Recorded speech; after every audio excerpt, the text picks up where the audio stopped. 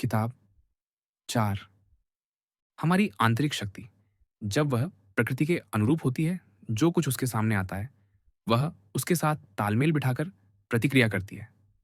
इसे किसी विशेष सामग्री की जरूरत नहीं है। यह परिस्थितियों के अनुसार अपने उद्देश्यों को आगे बढ़ाती है। यह बाधाओं को अपनी शक्ति के ईंधन में बदल देती है। जैसे आग उस चीज को अभिभूत कर लेती है जो एक दीपक को बुझा देती है। जो आग के ऊपर फेंका जाता है वह उसमें समा जाता है, खप जाता है और इसे और ऊंचा जलने देता है। कोई भी कार्य बेतरतीब नहीं, बल्कि अंतर्निहित सिद्धांतों पर आधारित होना चाहिए। लोग हर चीज से दूर भागने की कोशिश करते हैं। गांव में, समुद्र तट पर, पहाड़ों में। तुम भी अक्सर यही चाहते हो। यह मूर्खतापूर्ण है। तुम जब चाहो इससे दूर हो सकते हो, अपने भीतर जाकर। कहीं भी तुम जा सकते हो, वहां से अधिक शांतिपूर्ण, अधिक रुकावटों से मुक्त। तुम्हारी अपनी आत्मा से बढ़कर कुछ नहीं है, खासकर यदि तुम्हारे पास ऐसी चीजें हों जिन पर भरोसा किया जा सके। एक पल की स्मृति और वहां है पूर्ण शांति। और शांति से मेरा तात्पर्य पूर्ण सामंजस्य है। तो बार बार इससे दूर होते रहो। अपने भीतर अपने आप को नवीनीकृत करो, लेकिन इसे संक्षिप्त और बुनियादी रखो। एक त्वरित मुलाकात पर्याप्त होनी चाहिए, ताकि सभी व्याकुलताओं को दूर कर दें और तुम्हें वापस भेज दें। जो तुम्हारा इंतजार कर रहा है उसका सामना करने के लिए तैयार। शिकायत करने के लिए क्या है? लोगों का गलत व्यवहार। लेकिन इन बातों पर विचार करो। तर्कसंगत प्राणी एक दूसरे के लिए मौजूद हैं। सही काम करने के लिए कभी कभी धैर्य की जरूरत होती है। कोई भी जानबूझकर गलत काम नहीं करता। और कितने लोग झगड़े, ईर्ष्या, नफरत, लड़े और मरे और दफनाए गए। और अपना मुंह बंद रखो। या क्या तुम विश्व द्वारा तुम्हें सौंपे गए चीजों की शिकायत कर रहे हो? लेकिन दो विकल्पों पर विचार करो, प्रोविडेंस या परमाणु। और विश्व को एक शहर के रूप में देखने के सभी तर्क। या यह आपका शरीर है। ध्यान रखें कि जब मन खुद को अलग कर लेता है और अपने स्वभाव को समझ लेता है, तो उसका सामान्य जीवन से कोई लेना देना नहीं रह जाता, चाहे वह कितना भी कठिन या आसान क्यों ना हो। और याद रखें कि आपको दर्द और सुख के बारे में क्या सिखाया गया है और क्या स्वीकार किया गया है। या क्या यह तुम्हारी प्रतिष्ठा है जो तुम्हें परेशान कर रही है? लेकिन देखो कि हम सब कितनी जल्दी भूल जाते हैं वह अनंत समय का रसातल जो सब कुछ निगल लेता है। उन तालियों का खोखलापन। जो लोग हमारी प्रशंसा करते हैं वे कितने मनमौजी हैं, कितने मनमाने। और वह छोटा सा क्षेत्र जिसमें यह सब होता है। पूरी पृथ्वी अंतरिक्ष में एक बिंदु है और इसका अधिकांश हिस्सा निर्जन है। कितने लोग तुम्हारी प्रशंसा करेंगे और वे कौन हैं? तो इस शरण को ध्यान में रखो। अपनी आत्मा के भीतर सबसे बढ़कर कोई तनाव और कोई दबाव नहीं। सीधा सादा बनो। चीजों को एक पुरुष की तरह, एक मनुष्य की तरह, एक नागरिक की तरह, एक नश्वर की तरह देखो। और जिन चीजों की ओर तुम मुड़ते हो उनमें ये दो चीजें आत्मा पर कोई पकड़ नहीं रखती। वे वहां अचल खड़ी रहती हैं। इसके बाहर अशांति केवल भीतर से आती है, हमारी अपनी धारणाओं से। तुम जो कुछ भी देखते हो वह जल्द ही बदल जाएगा और अस्तित्व में नहीं रहेगा। सोचो कि तुमने पहले ही कितने परिवर्तन देखे हैं। विश्व केवल परिवर्तन है, हमारा जीवन केवल धारणा है। यदि विचार कुछ ऐसा है जो हम साझा करते हैं, तो तर्क भी जो हमें तर्क संगत प्राणी बनाता है। यदि ऐसा है, तो वह तर्क जो हमें बताता है कि क्या करना है और क्या नहीं करना है, वह भी साझा है। और यदि ऐसा है, तो हम एक सामान्य कानून साझा करते हैं और इस तरह सह नागरिक हैं और किसी चीज के सह नागरिक। और उस स्थिति में हमारा राज्य विश्व होना चाहिए। मानवता का और कौन सा समुदाय हो सकता है? और इससे हमारे द्वारा साझा किए गए इस राज्य से विचार और तर्क और कानून आते हैं।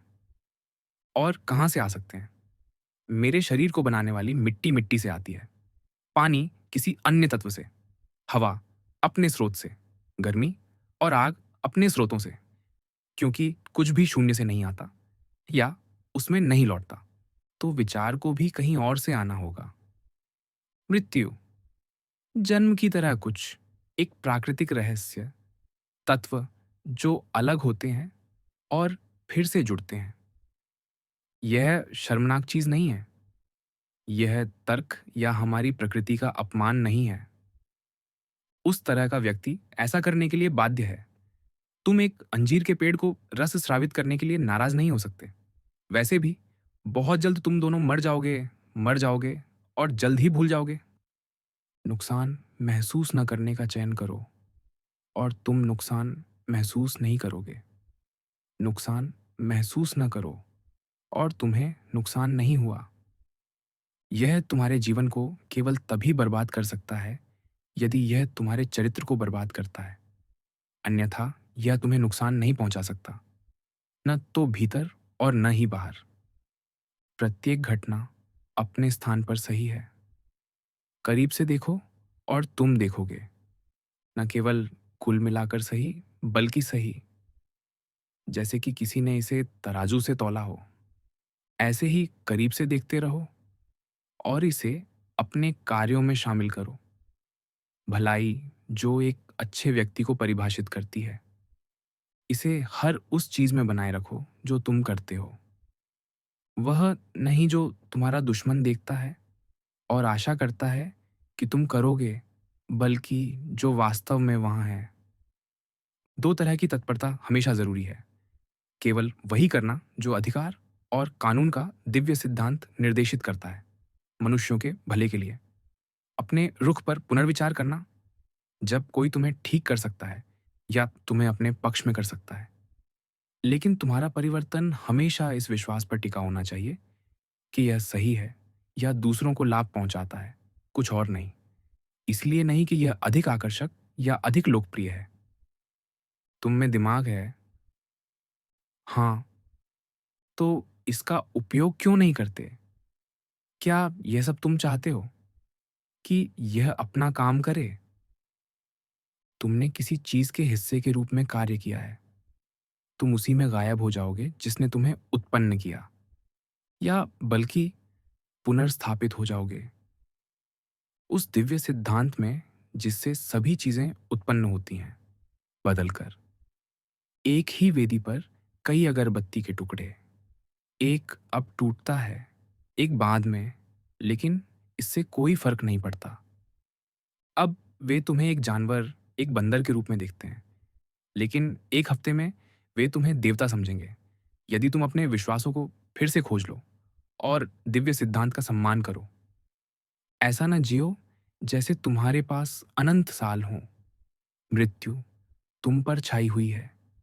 जब तक तुम जीवित और सक्षम हो, अच्छा बनो। जो वे कहते हैं, सोचते हैं या करते हैं, उसकी परवाह न करने से जो शांति मिलती है, केवल वही जो तुम करते हो। क्या यह उचित है? क्या यह करने के लिए सही चीज है? उनके अंधेरे से विचलित न होना।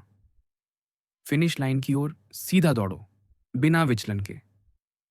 जो लोग मरणोपरांत प्रसिद्धि से उत्साहित होते हैं, वे भूल जाते हैं कि जो लोग उन्हें याद रखते हैं, वे भी जल्द ही मर जाएंगे, और उनके बाद वाले भी, जब तक उनकी स्मृति एक से दूसरे तक एक मोमबत्ती की लौ की तरह गुजरती हुई बुझ नहीं जाती। लेकिन मान लो कि जो लोग तुम्हें याद करते हैं, वे अमर हैं और तुम्हारी स्मृति अमर है। इससे तुम्हें क्या फायदा होगा? और मैं केवल मृत्यु के समय की बात नहीं कर रहा, बल्कि तुम्हारे अपने जीवन काल में प्रशंसा का क्या उपयोग है, सिवाय इसके कि यह तुम्हारी जीवन शैली को थोड़ा और आरामदायक बनाए।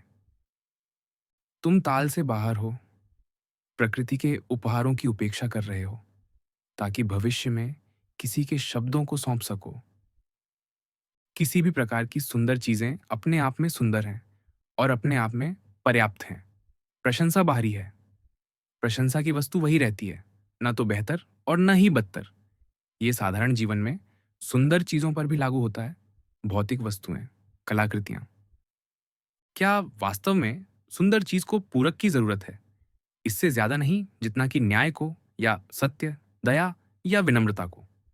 क्या उनमें से कोई प्रशंसा से बेहतर हो जाता है, या तिरस्कार से खराब? क्या एक पन्ना अचानक दोषपूर्ण हो जाता है यदि कोई इसकी प्रशंसा नहीं करता? या सोना, हाथी दांत, बैंगनी रंग, सितार, चाकू, फूल, झाड़ियां, यदि हमारी आत्माएं जीवित रहती हैं, तो हवा उन सभी के लिए शुरुआत से ही कहाँ जगह पाती है? पृथ्वी उन सभी शवों के लिए जो शुरुआत से दफनाए गए हैं, कहाँ जगह पाती है? वे जितने समय तक रहते हैं और फिर परिवर्तन और विघटन के माध्यम से दूसरों के लिए जगह बनाते हैं। आत्माएं जो हवा में रहती हैं, वे भी थोड़ा रुकती हैं और फिर बदल जाती है, फैल जाती है और आग में जलकर समा जाती है। उस दिव्य सिद्धांत में जिसमें से सभी चीजें उत्पन्न होती हैं और इस तरह नए आगमन के लिए जगह बनाती हैं। एक संभावित जवाब। लेकिन हमें केवल दफनाए गए शवों के ढेर के बारे में नहीं सोचना चाहिए। वे हैं जो रोजाना हमारे द्वारा और अन्य जानवरों द्वारा खपत किए जाते हैं। कितने ऐसे ही निगल लिए जाते हैं, उन लोगों के शरीर में दफन हो जाते हैं जो उनसे पोषित होते हैं। और फिर भी उन सभी के लिए जगह है, मांस और रक्त में परिवर्तित, हवा और आग में रूपांतरित। इस सत्य को कैसे निर्धारित किया जाता है? विश्लेषण के माध्यम से। सामग्री और कारण। इस तरफ उस तरफ न भटको, बल्कि हमेशा न्याय के साथ व्यवहार करो और चीजों को जैसी हैं वैसी देखो। विश्व के लिए तुम्हारा सामंजस्य मेरा है। तुम जो समय चुनते हो वही सही समय है, न देर से न जल्दी। प्रकृति के लिए तुम्हारे मौसमों का चक्र जो कुछ भी मेरे लिए लाता है, वह पके फल की तरह गिरता है। सभी चीजें तुमसे जन्म लेती हैं, तुम में मौजूद हैं, तुम में लौटती हैं। कवि कहता है, सेक्रॉप्स का प्रिय शहर। क्या तुम अपने आप को झूस का कहने के लिए नहीं ला सकते? यदि तुम शांति चाहते हो तो कम करो, या अधिक सटीक रूप से वह करो जो आवश्यक है, जो एक सामाजिक प्राणी के दिव्य सिद्धांत की मांग करता है और जिस तरह से करना चाहिए, जो एक दोहरी संतुष्टि लाता है। कम करना, बेहतर करना। क्योंकि हम जो कुछ कहते और करते हैं उसका अधिकांश हिस्सा आवश्यक नहीं है। यदि तुम इसे हटा सकते हो तो तुम्हारे पास अधिक समय होगा और अधिक शांति। हर पल अपने आप से पूछो, क्या यह आवश्यक है? लेकिन हमें अनावश्यक धारणाओं को भी हटाने की जरूरत है, ताकि उनके पीछे आने वाले अनावश्यक कार्यों को खत्म किया जा सके। और फिर तुम देख सकते हो कि अच्छे व्यक्ति का जीवन कैसा होता है। कोई जो प्रकृति द्वारा उसे सौंपे गए से संतुष्ट है और खुद के न्यायी और दयालु होने से संतुष्ट है। तुमने वह देखा, अब इसे देखो। परेशान मत हो, अपने आप को सरल बनाओ। किसी ने गलत किया, अपने साथ, तुम्हारे साथ कुछ हुआ, अच्छा, यह प्रकृति द्वारा तुम्हारे लिए बनाया गया था, शुरू से ही पैटर्न में बुना गया था। जीवन छोटा है, यही सब कुछ है जो कहने को है। वर्तमान से जो मिल सकता है उसे लो, विचारपूर्वक, न्यायपूर्वक, अनियंत्रित संयम। एक व्यवस्थित विश्व या एक गड़बड़, लेकिन फिर भी एक व्यवस्था। क्या तुम में व्यवस्था हो सकती है और बाकी सब में नहीं? इतनी अलग, इतनी बिखरी, इतनी आपस में उलझी चीजों में। चरित्र, काला नारी सुलभ, हट्ठी, भेड़िया, भेड़, बच्चा, मूर्ख, धोखेबाज, मस्खरा, व्यापारी, तानाशाह, पराया, जो नहीं जानता कि विश्व में क्या है या यह कैसे काम करता है।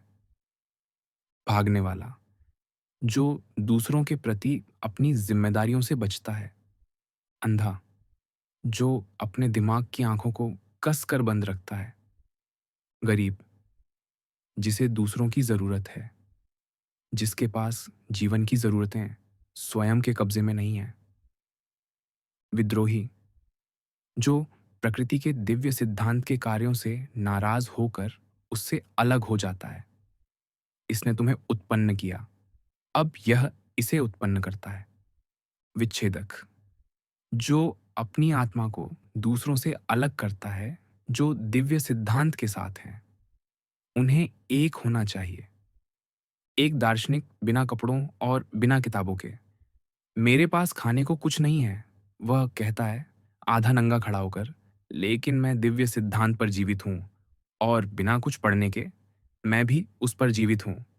उस अनुशासन से प्रेम करो जो तुम जानते हो और उसे तुम्हारा समर्थन करने दे। सब कुछ स्वेच्छा से देवताओं को सौंप दो और फिर अपने जीवन के माध्यम से आगे बढ़ो, न किसी का मालिक और न किसी का गुलाम। उदाहरण के लिए वेस्पासियन का युग, लोग ठीक वही चीजें कर रहे थे। शादी करना, बच्चे पालना, बीमार पड़ना, मरना, युद्ध लड़ना, उत्सव मनाना, व्यापार करना, खेती करना, चापलूसी करना, घमंड करना, अविश्वास करना, साजिश रचना, दूसरों के मरने की आशा करना, अपने जीवन की शिकायत करना, प्यार में पड़ना, पैसे जमा करना, उच्च पद और सत्ता की तलाश करना। और वह जीवन जो उन्होंने जिया अब कहीं नहीं मिलता। या ट्राजन का युग, ठीक वही चीजें और वह जीवन भी गायब। अन्य युगों के रिकॉर्ड का सर्वेक्षण करो और देखो कि कितने अन्य लोगों ने अपनी पूरी ताकत लगाई और जल्द ही मर गए और अपने तत्वों में विघटित हो गए। लेकिन सबसे बढ़कर उन लोगों की सूची को देखो जिन्हें तुम स्वयं जानते थे, जिन्होंने व्यर्थ में काम किया, जो वह करने में विफल रहे जो उन्हें करना चाहिए था, जिस पर उन्हें स्थिर रहना चाहिए था और जिसमें संतुष्टि पानी चाहिए थी। याद रखने की एक महत्वपूर्ण बात, ध्यान देने का मूल्य उसके उद्देश्य के अनुपात में बदलता है। छोटी चीजों को उनके हक से ज्यादा समय न देना बेहतर है। वे शब्द जो कभी सामान्य उपयोग में थे अब पुराने लगते हैं। और उन प्रसिद्ध मृतकों के नाम भी, कैमलस, कैसो, वोल्सस, डेंटाटस, स्किपियो और कैटो, ऑगस्ट्स, हेड्रियन और एंटोनिन्स, और सब कुछ इतनी जल्दी फीका पड़ जाता है, किंवदंती में बदल जाता है और जल्द ही विस्मृति इसे ढक लेती है। और ये वे हैं जो चमके, बाकी अज्ञात, अनचाहे, मृत्यु के 1 मिनट बाद। अनंत प्रसिद्धि क्या है? खोखलापन। तो फिर हमें किसके लिए काम करना चाहिए? केवल इसके लिए? सही समझ, निःस्वार्थ कार्य, सच्ची बात। जो कुछ भी होता है उसे आवश्यक और परिचित के रूप में स्वीकार करने का संकल्प, उसी स्रोत और झरने से पानी की तरह बहता हुआ। अपने आप को स्वेच्छा से क्लोथों को सौंप दो और उसे तुम्हें जो चाहे उसमें बुनने दे। सब कुछ क्षणिक है, जानने वाला और जाना हुआ। लगातार जागरूकता कि सब कुछ परिवर्तन से जन्म लेता है। यह ज्ञान की प्रकृति को कुछ भी इतना प्रिय नहीं है जितना कि जो मौजूद है उसे बदलना और वैसी ही नई चीजें बनाना। जो कुछ भी मौजूद है वह उस चीज का बीज है जो उससे उभरेगा। तुम सोचते हो कि केवल वही बीज हैं जो पौधे या बच्चे बनाते हैं? और गहराई में जाओ, मरने के कगार पर और अभी भी बोझ से दबे हुए, अभी भी अशांत, अभी भी यह विश्वास करते हुए कि बाहरी चीजें तुम्हें नुकसान पहुंचा सकती हैं, अभी भी दूसरों के प्रति असभ्य, अभी भी यह स्वीकार नहीं करते कि बुद्धिमत्ता ही न्याय है। उनके दिमागों में झांको, देखो कि बुद्धिमान लोग क्या करते हैं और क्या नहीं। किसी और के दिमाग में चल रही कोई भी चीज तुम्हें नुकसान नहीं पहुंचा सकती, न ही विश्व के आसपास की बदलाव और परिवर्तन। तो नुकसान कहाँ पाया जाता है? तुम्हारी इसे देखने की क्षमता में। इसे करना बंद करो और सब कुछ ठीक हो जाएगा। तुम्हारा वह हिस्सा जो यह निर्णय लेता है उसे चुप रहने दे, भले ही वह शरीर जिससे यह जुड़ा है छुरा घोंपा जाए, जलाया जाए, मवाद से बदबू मार रहा हो या कैंसर से खप गया हो। या इसे दूसरे तरीके से कहें, इसे यह महसूस करना होगा कि जो कुछ भी सभी के साथ होता है, बुरे और अच्छे दोनों के साथ, वह ना तो अच्छा है और न ही बुरा। कि जो कुछ भी हर जीवन में होता है प्राकृतिक रूप से जिया गया हो या नहीं, वह न तो प्राकृतिक है और न ही अप्राकृतिक। विश्व एक जीवित प्राणी के रूप में, एक प्रकृति, एक आत्मा, इसे ध्यान में रखो और कैसे सब कुछ उस एकल अनुभव में समाता है, एक ही गति के साथ चलता है और कैसे सब कुछ एक दूसरे को उत्पन्न करने में मदद करता है, एक साथ बुना और काता हुआ। आत्मा का एक छोटा सा टुकड़ा एक शव को ढो रहा है। एपिक्टेटस। परिवर्तन से गुजरने में कुछ भी बुरा नहीं है या उससे उभरने में कुछ अच्छा। समय एक नदी है, घटनाओं का एक हिंसक प्रवाह। एक बार देखा गया और पहले ही बह गया और दूसरा आता है और चला जाता है। जो कुछ भी होता है वह उतना ही सरल और परिचित है जितना वसंत में गुलाब, गर्मियों में फल, बीमारी, मृत्यु, निंदात्मकता, साजिश। जो कुछ भी मूर्ख लोगों को खुश या नाराज करता है। जो कुछ पीछे आता है वह पहले जो था उसके साथ जुड़ता है। यह एक बेतरतीब सूची की तरह नहीं है जिसका क्रम मनमाने ढंग से थोपा गया हो, बल्कि तार्किक रूप से जुड़ा हुआ है और जैसे जो मौजूद है वह व्यवस्थित और सामंजस्यपूर्ण है। वही जो अस्तित्व में आता है वह भी एक व्यवस्था दिखाता है, केवल एक अनुक्रम नहीं बल्कि एक आश्चर्यजनक सामंजस्य। हेराक्लिटस को याद रखो, जब मिट्टी मरती है वह पानी बन जाती है।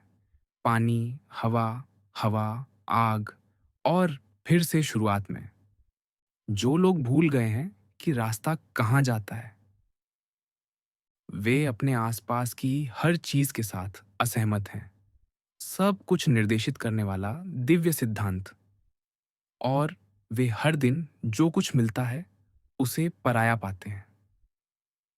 हमारे शब्द और कार्य नींद में सोने वालों जैसे नहीं होने चाहिए, क्योंकि हम सपनों में भी कार्य करते और बोलते हैं, या बच्चों की तरह जो अपने माता पिता की नकल करते हैं, केवल वही करते और कहते हैं जो हमें बताया गया है। मान लो कि एक देवता ने घोषणा की कि तुम कल मरने वाले हो या परसों। जब तक तुम पूरी तरह से कायर ना हो, तुम इस बात पर हंगामा नहीं मचाओगे कि यह कौन सा दिन है, इससे क्या फर्क पड़ता है। अब यह पहचानो कि सालों बाद और कल के बीच का अंतर उतना ही छोटा है। अपने आप को यह भूलने न दे कि कितने डॉक्टर मर गए इतने सारे मृत्युशैया पर अपनी भौहें सिकोड़ने के बाद। कितने ज्योतिषी दूसरों के अंत के बारे में शानदार भविष्यवाणियां करने के बाद। कितने दार्शनिक मृत्यु और अमरता पर अंतहीन चर्चा करने के बाद। कितने योद्धा हजारों हताहत करने के बाद। कितने तानाशाह जीवन और मृत्यु की शक्ति का दुरुपयोग करने के बाद, मानो वे स्वयं अमर हों। कितने पूरे शहर समाप्त हो गए, हेलिके, पोम्पेई, हरकुलेनम और अनगिनत अन्य। और वे सभी जिन्हें तुम स्वयं जानते थे, एक के बाद एक। एक ने दूसरे को दफनाने के लिए तैयार किया और स्वयं दफनाया गया, और फिर वह व्यक्ति जो उसे दफनाने वाला था। सब कुछ इतने कम समय में। संक्षेप में यह जानो, मानव जीवन संक्षिप्त और तुच्छ है। कल एक वीर्य की बूंद, कल राख या दाह संस्कार का तरल। इस संक्षिप्त जीवन को प्रकृति की मांग के अनुसार जियो, बिना शिकायत के इसे छोड़ दो। जैसे एक जैतून जो पककर गिरता है, अपनी मां की प्रशंसा करते हुए, उस पेड़ का धन्यवाद करते हुए जिस पर वह उगा। उस चट्टान की तरह बनो जिस पर लहरें बार बार टकराती हैं। वह अडिग खड़ी रहती है और समुद्र का उग्र तूफान उसके आसपास शांत हो जाता है। यह दुर्भाग्यपूर्ण है कि ऐसा हुआ। नहीं, यह सौभाग्यपूर्ण है कि ऐसा हुआ और मैं इससे आहानि कर रहा। वर्तमान से टूटा नहीं और भविष्य से डरा नहीं। यह किसी के साथ भी हो सकता था, लेकिन हर कोई इससे हानिकर नहीं रह सकता था। तो एक को दुर्भाग्य क्यों माने और दूसरे को सौभाग्य ना समझे?